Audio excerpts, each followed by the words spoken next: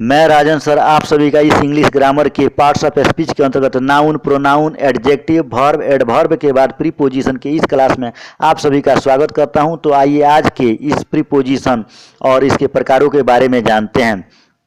Preposition को जब हम डिवाइड करते हैं तो इसमें से दो वर्ड्स निकलते हैं, प्री और पोजीशन। प्री का मतलब होता है पहले और पोजीशन का मतलब है स्थिति। इसे हम समझने का प्रयास करते हैं। जब हम किसी नाउन या प्रोनाउन के पहले कोई वर्ड्स का इस्तेमाल करते हैं तो वह वाक्य में आए अन्य शब्दों के साथ उसका संबंध स्थापित करता है, उसे प्रीपोजिशन कहते हैं। इसे परिभाषा के माध्यम से समझने का प्रयास करते हैं। Which word placed before a noun व pronoun to show its relation with another parts of sentence is called preposition. जो शब्द किसी नाउन या प्रोनाउन के पहले आकर उसका संबंध वाक्य में आए अन्य शब्दों के साथ दिखाते हैं, उसे प्रीपोजिशन कहते हैं। दूसरे शब्दों में preposition tells about the position of subject agent in a sentence.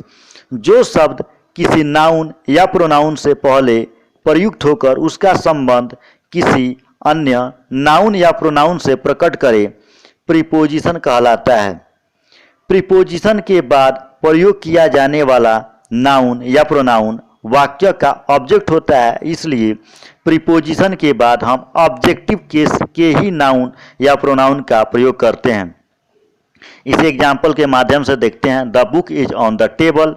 यहाँ पे देखते हैं कि टेबल एक नाउन है और बुक भी यहाँ पे नाउन है। यहाँ पे ऑन दो नाउन को आपस में जोड़ रहा है। उसी प्रकार number 2 you went to market. यहाँ पे यू प्रोनाउन है और मार्केट नाउन है। यहाँ पे टू प्रोनाउन और नाउन के बीच संबंध स्थापित कर रहा है। Number 3 I write with a pen. यहाँ पे आई जो प्रोनाउन है और पेन नाउन है। यहाँ पे विथ प्रोनाउन और नाउन के बीच संबंध स्थापित कर रहा है। उसी प्रकार नंबर 4 भी प्रोनाउन और नाउन के बीच संबंध स्थापित कर रहा है। Number 5 Ravi came with me. यहाँ पे नंबर 5 नाउन का प्रोनाउन के साथ संबंध स्थापित कर रहा है। Number 6 they laughed at him.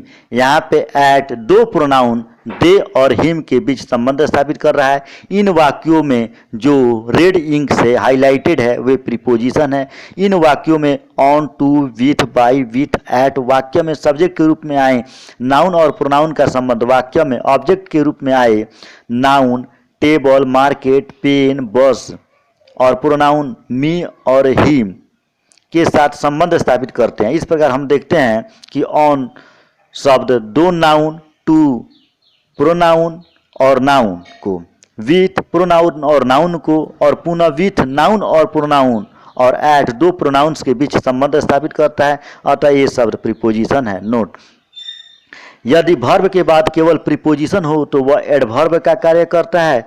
यदि प्रीपोजिशन के बाद कोई नाउन या प्रोनाउन हो तो वह प्रीपोजिशन का कार्य करता है। यहाँ पे हमने दो कॉलम बनाया है, एडवर्ब और प्रीपोजिशन को कॉलम बना के इसे समझाने का प्रयास किया है।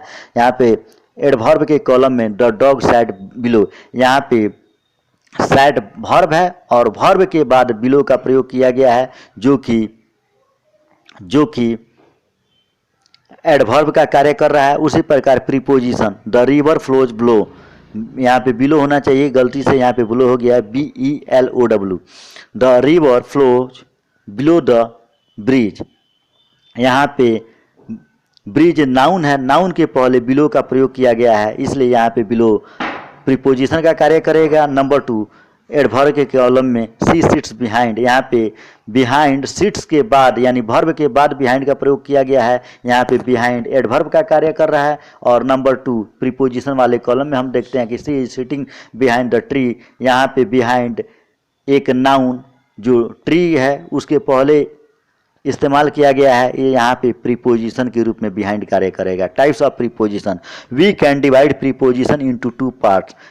प्रीपोजिशन को हम दो भागों में बांट सकते हैं, on the basis of structure रचना की दृष्टि से, on the basis of usage प्रयोग की दृष्टि से। On the basis of construction और structure there are 5 types of preposition or रचना की दृष्टि से प्रीपोजिशन को हम 5 भागों में बांट सकते हैं। Number 1 simple preposition, number 2 double preposition, number 3 prefix preposition और compound preposition, number 4 participle preposition, number 5 prepositional. Number 1 simple preposition. Simple preposition has only one word. साधारण संबंध सूचक अवयव में सिर्फ एक शब्द होता है। On, in, out, at, of, from, by, for, since, to, over, above, with, till इत्यादि सिंपल प्रीपोजिशन के कुछ शब्द हैं। यहाँ पे जो भी रेड इंक से हाईलाइटेड की गई है वे प्रीपोजिशन है। Look at the black board. Number 2 he writes with a pen. Number 3 double preposition. It is combination of two simple preposition. दो साधारण प्रीपोजिशन को एक साथ मिलाकर एक शब्द जब बनता है तो उसे डबल प्रीपोजिशन कहते हैं। जैसे विथ इन, यह इस विथ और इन दो वर्ड्स को मिला के विथ इन का निर्माण हुआ है। उसी प्रकार इनटू, इन और टू दो शब्दों को मिला के इनटू का निर्माण हुआ है। इसके एग्जाम्पल्स नीचे दिए गए हैं। He gets into a running train. Number 2 I can do this work with in a prefix और कंपाउंड प्रीपोजिशन को देखते हैं। This types of preposition form by prefixing a preposition to a noun and adjective and adverb. इस प्रकार के preposition का निर्माण noun, adjective और एडवर्ब के पहले उपसर्ग लगाकर मिश्रित प्रीपोजिशन बनाए जाते हैं। जैसे beside, besides, along, before, about, around, across इत्यादि को प्रीफिक्स लगा के इसे प्रीपोजिशन का रूप दिया गया है। Number 1 you hide behind me, your name comes before my name, there are. Number 4 participle preposition. When a participle is used as a preposition before a noun और pronoun is a sentence is called participle preposition. Participle preposition is a verb ending with ing, ed, en। Its function in a sentence as a preposition. जब किसी sentence में participle का प्रयोग किसी noun या pronoun के पहले लगाकर प्रीपोजिशन बनाते हैं उसे पार्टिसिपल प्रीपोजिशन कहते हैं। वर्ब के आखिर में ing और वर्ब के थर्ड फॉर्म का इस्तेमाल कर पार्टिसिपल प्रीपोजिशन बनाते हैं। जब किसी वर्ब में ing या वर्ब के थर्ड फॉर्म का इस्तेमाल कर वर्ब को विशेषण बनाते हैं उसे पार्टिसिपल कहते हैं। इंक्लूडिंग, प्रोवाइडेड, रेस्पेक्टेड, ड्यूरिंग इत्यादि कुछ पार्टिसिपल प्रीपोजिशन की उदाहरण है। During the war everything is destroyed. Number 2 when the India on the match crowded was so happy including. Number 5 prepositional phrase. When a group of words act like a single preposition and functions as a preposition in a sentence and connect noun, pronoun with another part of sentence, जब शब्दों का समूह अलग अलग अर्थ छोड़कर एक अलग अर्थ के रूप में कार्य करे और नाउन्स या प्रोनाउंस को आपस में कनेक्ट करने का कार्य करता है, प्रीपोजिशनल फ्रेज कहलाते हैं। जैसे afraid of, care for, close to, deal with इत्यादि। यहाँ पे कुछ एग्जाम्पल्स दिए गए हैं, आप इसे स्क्रीनशॉट ले लें या पॉज करके इसे समझने का प्रयास करें। जो रेड इंक से हाईलाइटेड किया गया है वह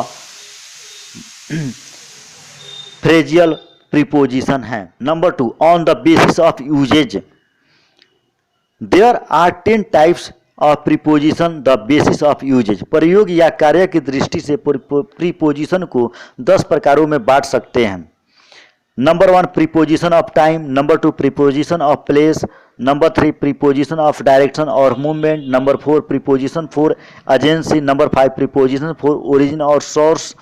नंबर 6 प्रीपोजिशन ऑफ कॉज और reason. Number 7 preposition for purpose. Number 8 preposition for price. Number 9 preposition for instrument और means. Number 10 appropriate. Number 1 preposition of time, जिसे हिंदी में समय संबंध सूचक अव्यय कहते हैं। This types of preposition is use to denote the time. इस प्रकार के प्रीपोजिशन समय का बोध कराते हैं। At, on, in, of, from, by, away, since, for, towards इत्यादि प्रीपोजिशन ऑफ टाइम के कुछ वर्ड्स हैं। यहाँ पे ही केम एट 4 o'clock, यहाँ पे 4 o'clock यानी वह 4 बजे आया, यहाँ पे समय का बोध हो रहा है। He has been playing since morning, वह सुबह से खेल रहा है, यहाँ पे भी समय का मॉर्निंग यानी समय का बोध हो रहा है। He can finish this work by tomorrow, वह कल तक यह इस काम को समाप्त कर सकता है। यहाँ पे हम देख रहे हैं कि यहाँ पे समय का बोध हो रहा है, इसे प्रीपोजिशन ऑफ टाइम कहते हैं। प्रीपोजिशन ऑफ प्लेस, स्थान संबंध सूचक अव्यय। This type of preposition are use to denote the place, इस प्रकार के प्रीपोजिशन का इस्तेमाल किसी स्थान को इंगित करने में किया जाता है। On, at, into, from, inside, outside, in front of, between, behind, under, among इत्यादि कुछ वर्ड्स प्रीपोजिशन ऑफ प्लेस के एग्जाम्पल्स हैं।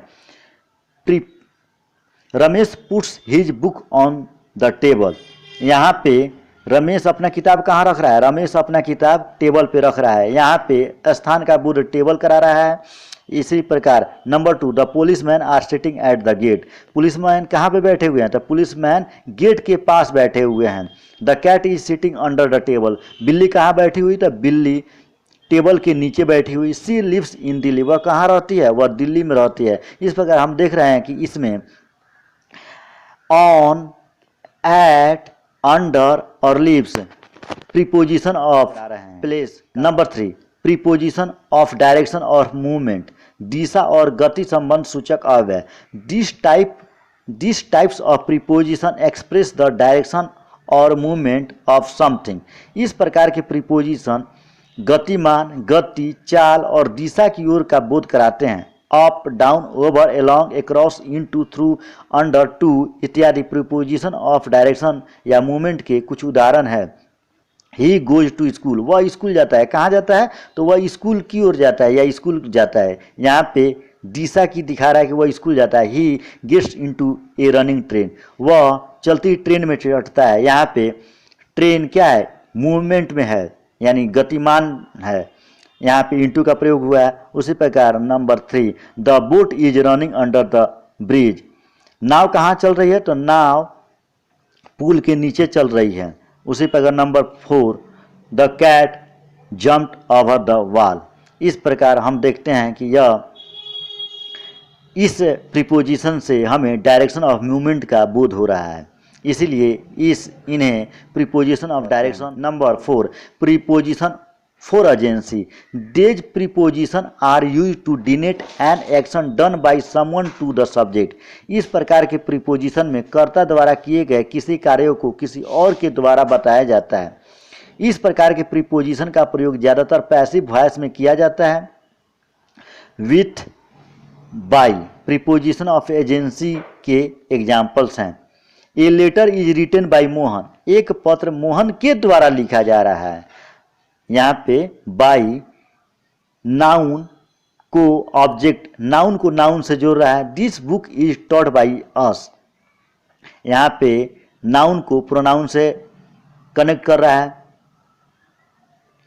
उसी प्रकार number 3, this jar is filled with oil, यहाँ पे टॉट हाईलाइटेड की जगह बाई हाईलाइटेड होगा, इसके लिए माफ कीजिएगा। यहाँ पे number 2, this book is taught by us, यहाँ पे बाई हाईलाइटेड होना चाहिए, टॉट गलती से हाईलाइटेड हो गया है।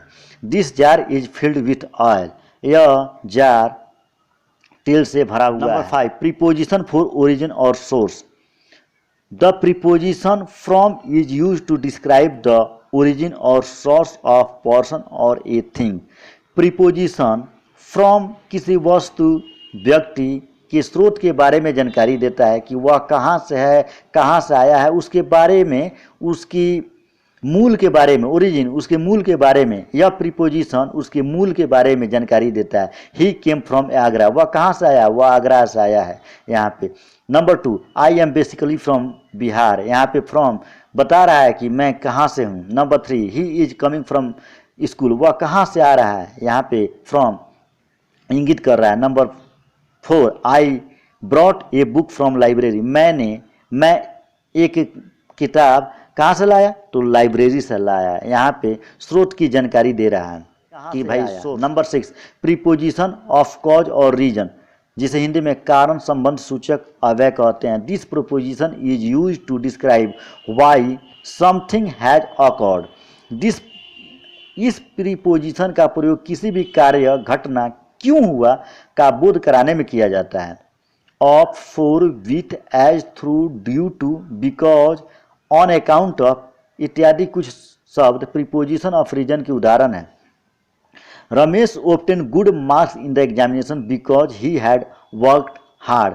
रमेश ने परीक्षा में अच्छे मार्क्स लाए, क्यों लाए, क्योंकि उसने कठिन मेहनत की।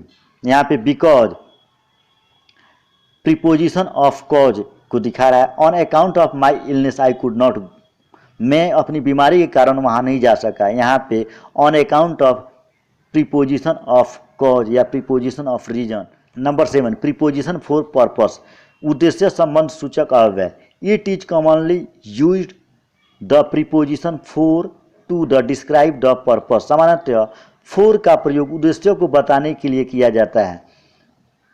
Examples, we go to temple for worship, हम मंदिर में क्यों जा रहे हैं, हम मंदिर में पूजा करने के लिए जाते हैं। तो यहाँ पे फॉर का किस लिए जाते हैं, वहाँ पे पर्पस बता रहा है। They go to hill station for, वे हिल स्टेशन जाते हैं, किस पर्पस से जाते हैं, तो यहाँ पे फॉर पर्पस बता रहा है कि वे पिकनिक के लिए जाते हैं। इस प्रकार यहाँ पे for preposition. Number 8 preposition for price, मूल्य संबंध सूचक अव्यय। Preposition for and at commonly used to describe the price of something. Preposition for और एट का प्रयोग किसी भी वस्तु की कीमत, मूल्य बताने के लिए किया जाता है। जैसे I bought my cap for 10 rupees, मैंने अपनी टोपी कितने में खरीदी, मैंने अपनी टोपी 10 रुपये में खरीदी। यहाँ पे मूल्य का बोध करा रहा है तो फॉर उसके लिए इस्तेमाल किया गया है। ही spent a lot of money at his cloth, वह अपने कपड़ों पर बहुत ज़्यादा पैसा खर्च करता है। यहाँ पे एट, यहाँ पे पैसे के बारे में, मूल्य के बारे में दिखा रहा है कि वह, इस प्रकार यह प्रीपोजिशन फॉर प्राइस कहे जाएंगे। नंबर 9 प्रीपोजिशन फॉर इंस्ट्रूमेंट और मीन्स, जिसे हिंदी में साधन संबंध सूचक अव्यय कहते हैं। This preposition is generally used to indicate the instrument और means. By and with is used for this, यह प्रीपोजिशन साधारणतः किसी साधन जैसे वाहन, गाड़ी, घोड़ा, मशीन के लिए इसका प्रयोग किया जाता है। इसके लिए बाई और विथ का प्रयोग होता है।